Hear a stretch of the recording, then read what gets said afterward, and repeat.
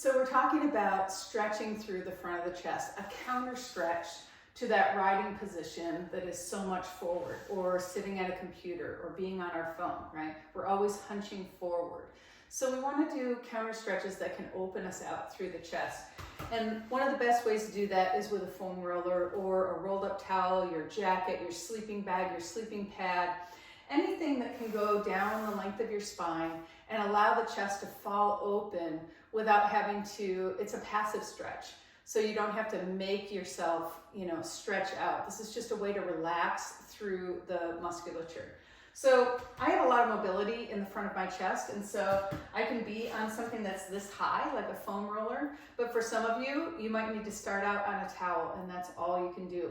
That's fine. Just do what you can do, okay? But basically, you're just gonna put the towel or the jacket or even a small, sleeping bag. You just kind of want the upper part of the back and the spine to be resting on something so that your arms can fall open. So if I rest myself down here on the upper spine, then as you see, my shoulders kind of fall open naturally, okay? So what you want to do is just let your arms fall open to the sides naturally. Now this is a really big stretch in through this brachial artery, in through the brachial nerve plexus, the axillary nerve, okay? So a lot of these just get so compressed. So this is a way to open out through them. Now you can leave your hands out to the sides. You can bring them up overhead, or you can do some gliding of the arms and just work on both range of motion in the shoulder joint and opening this area.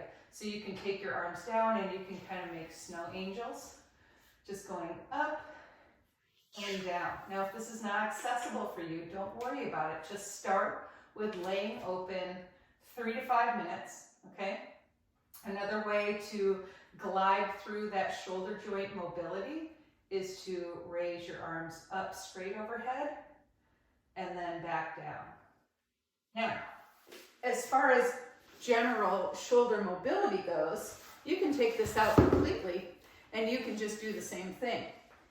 For some people, having even a little bit of a rolled towel is going to be too much. So you can just lay arms open like this. You can also do the range of motion just laying flat on your back, okay? So you can make the snow angels, or you can go up overhead, taking that shoulder joint through its full range of motion. Now, the shoulder joint is this ball and socket. So it's got lots of different ways that it can move, right? It can twist in its joint. It can flex and it can extend.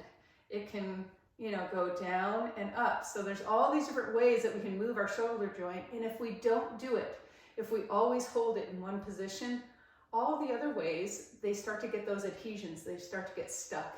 And so we don't want that. So you want to move your shoulder through all of its ranges of motion. You want to stretch out through the front of the chest and give those nerves a little break from compression, especially if you're riding every day, long days in the saddle. So yeah, I hope this has been helpful to talk a little bit about the shoulder joints and how you can move them through their ranges of motion.